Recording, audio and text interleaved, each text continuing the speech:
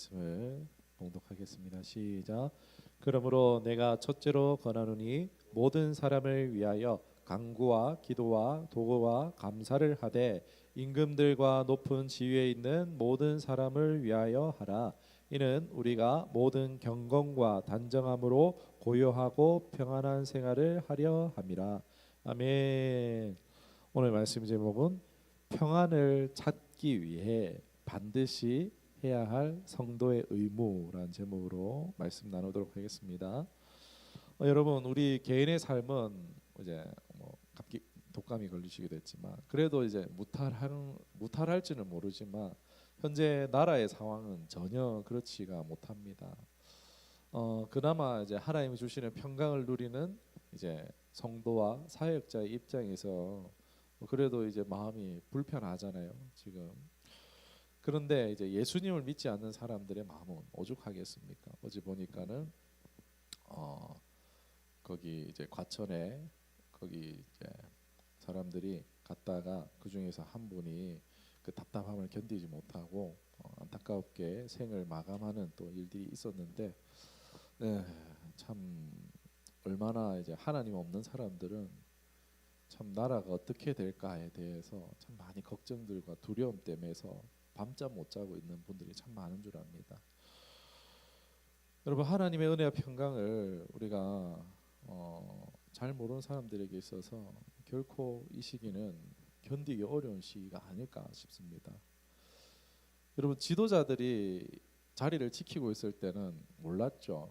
그러니까 잘하면 그냥 당연한 거고 못하면 에이 저것들 막 이러면서 그런 이제 칭찬 못 받고 욕 들어먹는 그런 자리잖아요.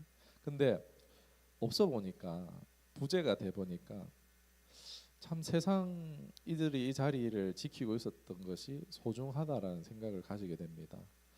그러면서 저뿐만이 아니고 많은 사람들이 그런 것 같아요. 지금 이제 지지도가 계속 이제 대통령과 국민의힘이 올라가고 있는 상황인데 나라의 이런 사태를 일련의 사태를 보면서 사람들이 그럴 것 같아요. 아, 지도자가 참 중요하다. 지도자가 자리를 지켜주는 게 참 중요하다. 그런 돌아보는 시간도 우리가 가지고 있는 것이 아닌가? 이 자유에 대해서 그동안 너무나 당연하게 여겼던 것인데 이제는 이제 카톡 검열까지 우리의 그런 부분들까지 다 감시당하는 이런 상황 보면서 우리의 소중한 자유 이런 부분들을 돌아보게 되는 이런 시기가 아닌가 싶습니다. 많은 사람들의 의식들이 좀 깨어나고 있는 것 같습니다. 여러분, 현재 이러한 상황에서 다양한 국민들의 다양한 반응들이 있습니다. 각자의 은사와 재능대로 나라를 위해서 그런 자신의 걱정들을 어떻게 할까 수고하며 노력하는 것들이 있습니다. 너무나 필요하죠. 여러분, 이런 말 있잖아요. 세상에도 스스로 돕는 자를 하늘이 돕는다라는 말이 있잖아요. 그러니까 이제 여러 사람들의 반응이 있겠지만 이제 이 말을 반대로 하면 그렇잖아요. 스스로 돕지 않으면은 하늘도 도울 수 없다라는 말이잖아요. 그러니까 스스로 포기해 버리면은 하나님조차도 도울 수 없다라는 그런 이제 격언이라고 할 수 있을 것 같은데, 에이 모르겠다, 될 대로 되라, 스스로 이제 나라에 대한 그런 기대감 이런 거 포기하면 어떻게 됐습니까? 돕지 못하겠죠. 모두가 그렇게 돼 버리면 어떻게 되겠습니까? 정말 나라 망하고 말겠죠. 그게 아니라 본인이 뭔가 할 수 있는 것에서 그것들을 지속해 나가는 것이 중요하다고 할 수 있을 것 같습니다. 그게 크든지 작든지 말입니다. 그런데 이제 많은 사람들이 이 모양 저 모양으로 집회에 참여하기도 하고 인터넷으로 활동을 하기도 하고 여러 가지가 SNS 활동을 하는지 여러 가지가 있겠지만 그 중에서 예수님을 믿는 우리는 어떻게 해야 하는가라는 부분에 대해서 오늘 이 밤 생각해 봤으면 좋겠습니다. 오늘 말씀에 힌트가 있죠. 모든 사람을 위해서 기도와 도구와 감사를 하지만 첫째로 누구를 위해서 기도하라고 되어 있습니까? 임금과 오늘날 같으면 대통령이죠. 높은 지위에 있는 모든 사람을 위해서 하라라는 부분입니다. 왜요? 이는 경건과 단정함과 고요하고 평안한 생활을 하기 위해서, 우리의 삶이 평안하기 위해서 지도자를 위해서 기도하라는 거예요. 우선 기도해야 하는 것입니다. 이 말씀을 잣대로 우리의 지금 대한민국의 상황을 살펴본다면은 어떻게 해석할 수 있겠습니까? 우리의 상황 평안합니까? 아니죠. 고요합니까? 아니죠. 어려워요. 지금 너무 어려운 상황이에요. 제 별것 아닌 이제 어떻게 보면 개척교회에서 뭐 대단한 사람도 아니지만 말씀을 비춰서 대한민국을 볼 때 한국 교회를 바라봤을 때에 나라를 위해서 표면적으로 막 기도했을지는 좀 모르겠지만 그게 하나님 봤을 때 미달되지 않았을까? 열망이나 간절함이 하나님을 바라는 그것과 달랐지 않을까 그런 생각을 좀 하게 되어집니다. 냉정하게 보면은 작년 연말에 수백만이 모여서 주여 주여 했어요. 그런데 하나님이 왜 안 들어줍니까? 주님께서는 주여 주여 하는 자들에게 뭐라고 말씀하실까요? 니들 누군데? 라고 하죠. 무슨 얘기입니까? 하나님께로 진정 돌이킬 생각 없이 지금 우리의 일상에 뭔가 위협이 찾아오니까 상황을 좀 해결해 달라는 식으로 기도했다면은 혹시 그런 기도였다면은 하나님이 과연 들어주시는 게 맞을까? 기도 집회 한 번 했다고 그게 회개는 아니잖아요. 우리 회개가 뭔지 분명하게 알잖아요. 이제는 회개는 완전히 하나님께로 예수님께로 돌이키는 것이 하나님께 예수님께 완전 올인하는 것이 회개인 줄 믿습니다. 용서해 주세요가 회개가 아니고 우리의 삶이 완전 예수님께 올인되어져야 된다는 것입니다. 그런 점에서 우리가 정말 예수님께 한국 교회가 정말 예수님께 올인하고 있는가라는 거죠. 그런 부분을 돌아봐야 되지 않을까 그런 생각이 듭니다. 요나서에서 나오는 니느웨가 이 니느웨 성읍이 범죄해서 하나님께서 심판하시기로 했잖아요. 요나가 가가지고 경고를 해서 모두가 막 금식하고 회개를 합니다. 그래서 하나님께서 심판을 조금 연기해 주시기는 하는데, 근데 그 후에 역사에는 성경에는 안 나오지만 니느웨는 멸망하고 맙니다. 왜요? 일시적인 반성이었기 때문에. 회개가 아니라 일시적인 반성이었기 때문입니다. 여러분, 하나님께서는 하나님의 백성들이 진정 하나님께로 돌아오기를 원하시는 줄 믿습니다. 여러분, 하박국도 기억하시죠? 난 여호와로 즐거워리 무화과 나무 잎이 마르고, 이 하박국의 고백을 아시죠? 하박국이 그러잖아요. 하나님, 왜 이렇게 악이 득세합니까? 정의로운 이스라엘 유다 백성들은 왜 이렇게 고통받고 신음합니까? 라고 악이 자꾸 득세하니까 그걸 향해서 하나님께 막 이제 따지잖아요. 그런데 결론은 무엇입니까? 이스라엘을 하나님 앞에 제사하고 있었어요. 예배 안 드린 거 아니에요. 꾸준하게 제사와 좋은 예물과 향품을 하나님 앞에 드렸어요. 그런데 제사는 하지만 이스라엘 백성들 내에서 무슨 일이 있었습니까? 부정부패가 가득했다라는 거예요. 제사는 잘 지내고 뒤에서 어떻게 해요? 고리대금을 하고, 그리고 동족을 절대 노예 삼지 말라고 했거든요. 근데 그 노예제, 부모의 자식의 노예, 자식의 노예까지 계속해서 절대 너희가 이방인처럼 동족을 그렇게 하지 말라라고 법이 있는데도 불구하고 율법은 도무지 지킬 생각 안 하고 하나님 앞에 제사만 예배만 열심히 드렸던 거죠. 그러니까 하나님께서 어떻게 합니까? 정신 차리라고 주변 나라들을 득세하게 했던 거죠. 악이 번성하도록 하나님께서 허용하신 것입니다. 자기 백성들을 회초리듯이 위해서 징계하시지만, 그러나 또 하나님 어떻게 하시죠? 이스라엘 백성들이 이제 정신을 차리니까 어떻게 합니까? 그 회초리들을 하나님 다 박살내 버리십니다. 블레셋, 애굽, 바벨론 다 박살납니다. 호세아 6장 1절에 이런 말씀이 있죠.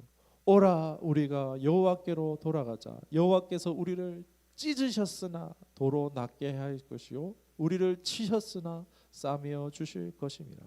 아멘. 하나님께서 유다 백성들에게 제사장 나라의 사명을 감당하라고 했어요. 그러나 그렇지 못했습니다. 하나님께서 이 나라의 민족 복음으로 잘 살게 해주셨잖아요. 한국 교회와 성도들에게 필요한 것이 무엇이겠습니까? 이스라엘과 동일하죠. 대한민국을 통해서 이 한류, 문화 많이 팔아먹고 이게 아니고 제사장 나라의 사명을 가지고 하나님 복음 전하는데 쓰임 받아야 되는 줄 믿습니다.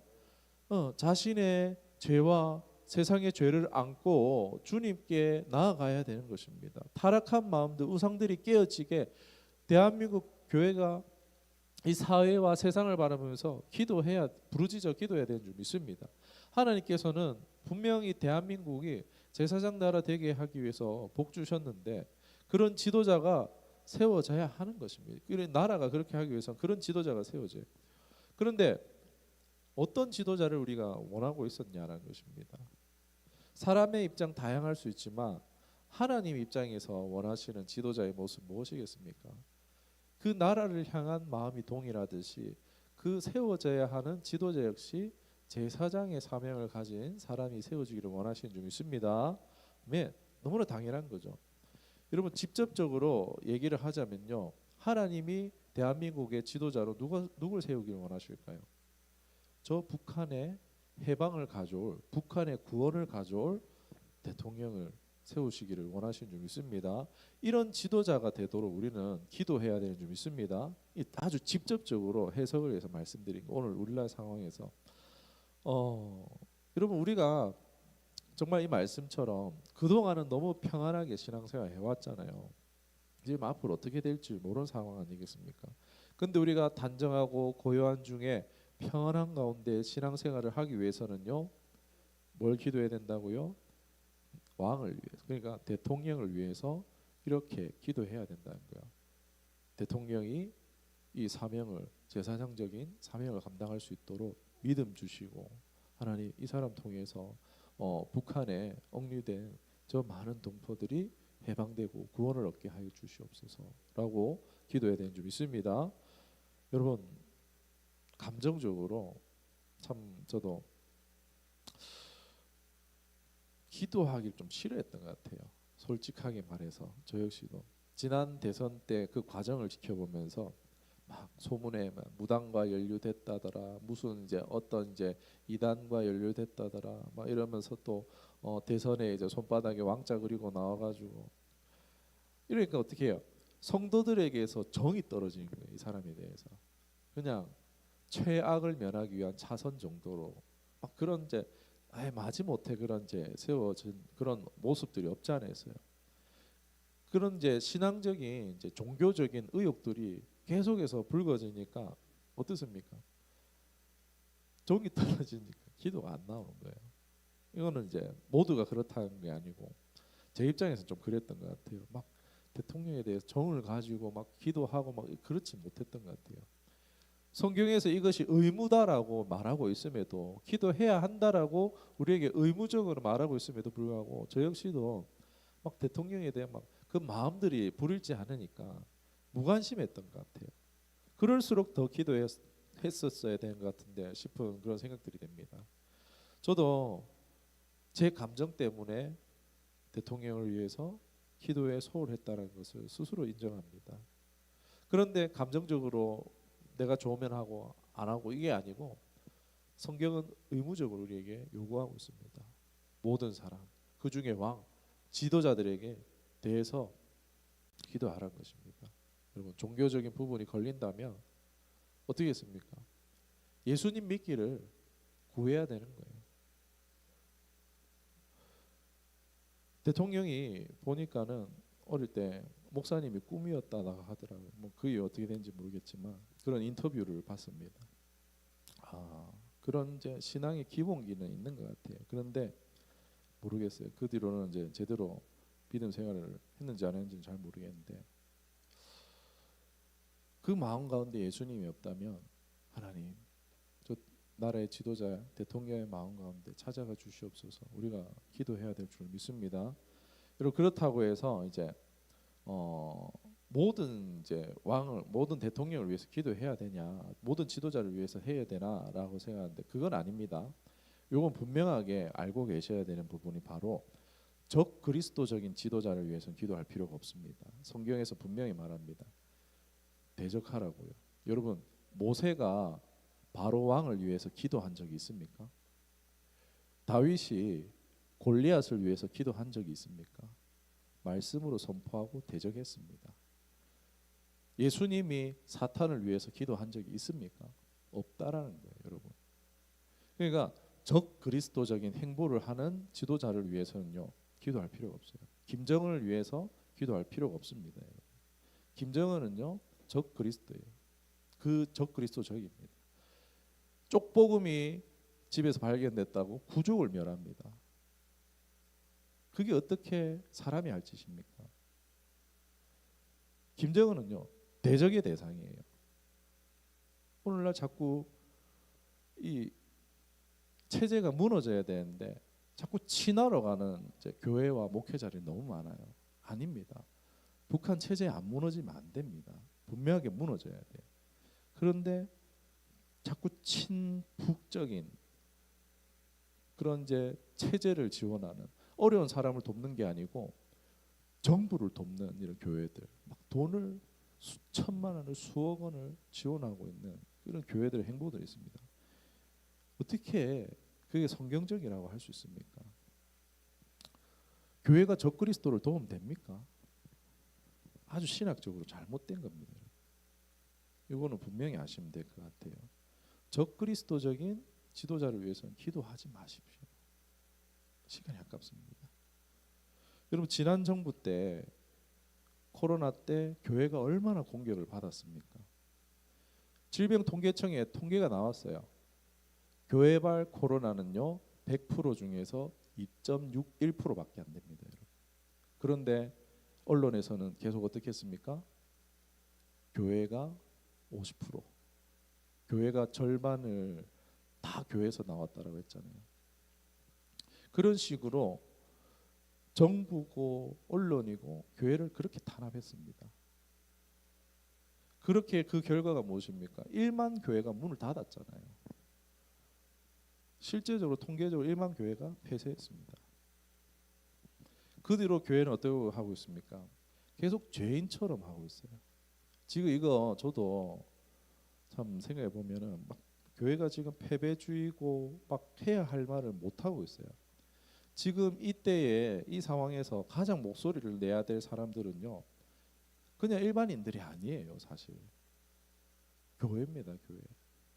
저도 종교성을 종교가 정치에 이런 부분에 있어서 웬만하면 언급을 안 하고 하려고 좀 하는 부분도 없지 않아 있습니다. 왜냐하면은 웬만하면 제가 월권하는 것 같아서 그런 생각이 있었는데 말씀을 보면 볼수록 아니더라고요. 그게 아니더라고요. 그 종교와 정치와 거기에 대해서 그 용어가 지금 갑자기 생각이 안 나는데 정종 뭐 하여튼 분립이라고 해서 그인데 사실 그게 그 말이 나온 말이 종교에 정치가 관여하지 말라고 하는 말인데 일제 시대 때 교회가 정치에 관여하지 말라라는 말로 말을 바꿔 버렸어요. 그게 정치와 종교에 그 상관하지 말라는 그 용어가 있는데 갑자기 그게 생각이 안 나네요. 아무튼간에 일제 시대 때 그렇게 바뀐 거예요. 원래는 그런 말 뜻이 아니었어요. 교회의 정치가 관여하지 마라, 정부 관여하지 말라, 그거였는데 일제 시대 때 교회가 정치에 관여하지 마라, 목사들이 입 닫아라, 이거예요. 사단적인 거죠. 이 코로나 가운데 얼마나 사단적인 일이었고 얼마나 교회가 거기에 억눌렸고 지금 입을 닫고 있는 것인지 참 어떻게 보면은 너무나 이 답답한 일입니다. 굉장히. 여러분, 기도할 만한 지도자를 위해서 기도하시길 바랍니다. 기독교인만 기도하는 게 아니고 기독교인이 아니면은 그 사람이 적그리스도적인 행보를 보이지 않는다면 그 사람이 예수님을 믿기를 기도하시고 그 사람이 예수님을 믿고 하나님의 뜻을 이루는, 하나님 기뻐하시는 일을 할 수 있는 지도자가 되기를 기도하는 저와 여러분 되기를 주님의 축원합니다. 예. 성경의 좋은 지도자를 어떤 지도자라고 합니까? 자기 양을 위해서 목숨을 버리는 게 좋은 지도자라고 하잖아요. 예수님이 그렇고 링컨 대통령이 어떻습니까? 링컨이 왜 그렇게 위대하게 여겨집니까? 200주년 막 그냥 막 이런 행사들도 하고 하잖아요. 왜요? 그는 정치적인 순교를 했기 때문입니다. 암살당했어요. 순교가 아니고 암살당했는데 왜냐면요. 미국은요. 말씀 위에 세워진 나라입니다. 기독교 포괄적 가치를 실행하기 위해서 노예 해방과 같은 업적을 이뤘어요. 미국의 통합과 자유를 위해서 헌신한 대통령이 링컨 대통령인데 그가 암살이 된 거는 이제 헌신적인 순교로 보는 것입니다. 그렇기 때문에 정치적인 순교를 했다라고 링컨 대통령을 보고 위대하게 여깁니다. 여러분 보니까 저도 이렇게 이런 사태들을 보면서 하나하나 이렇게 행적들을 살펴봤는데 대통령이 국익과 국민을 위해서 희생하는 자세가 있다고 보여지더라고요. 너무나 저는 몰랐는데 너무 좋은 지도자더라고요. 뭐 여러 가지가 있겠지만 뭐 지금은 설교 시간이니까 사람을 말하진 않겠습니다. 이런 지도자를 하나님 주셨어요. 그런 이 하나님께서 주신 이 지도자를 위해서 우리 한국 교회가 기도해야 되는 줄 믿습니다. 어떤 기도를 해야 되는가만 얘기 드리고 말씀 마치겠습니다. 딴 기도 없습니다. 대통령과 영부인을 위해서 예수님을 믿기 위해서 기도하기를 원합니다. 하나님 믿기를 말씀의 사람이 되어지기를 그리고 이후 북한군의 해방과 구원을 위해서 쓰임 받는 이들이 되기를 원한다고 만남의 축복이 있기를 위해서 기도해야 합니다. 여러분 미국 트럼프 대통령이 이제 당선돼서 좀 있으면 취임하잖아요. 근데 제가 이제 예전에 선거 전에 미국 크리스천 채널에 나와서 인터뷰하는 장면인데 그가 기독교적인 교육을 받고 자라왔어요.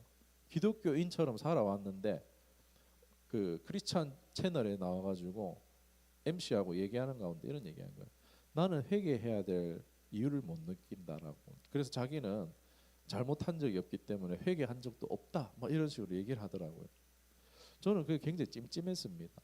아, 저거는 바르지 않은데, 신학적으로 옳지 않은데, 막 그런 생각인데, 그런데 아니나 다를까 총격 사건이 있었고 그 이후에 트럼프가 완전 바뀝니다. 어떻게 말하는? 그는 회개했고 사람들 앞에서 나는 아무것도 아닙니다. 최고 부자잖아요. 그 사람 부동산 엄청 얼마나 부자입니까? 돈 맨날 써도 다 못 쓰는 그런 부자인데 나는 아무것도 아닙니다.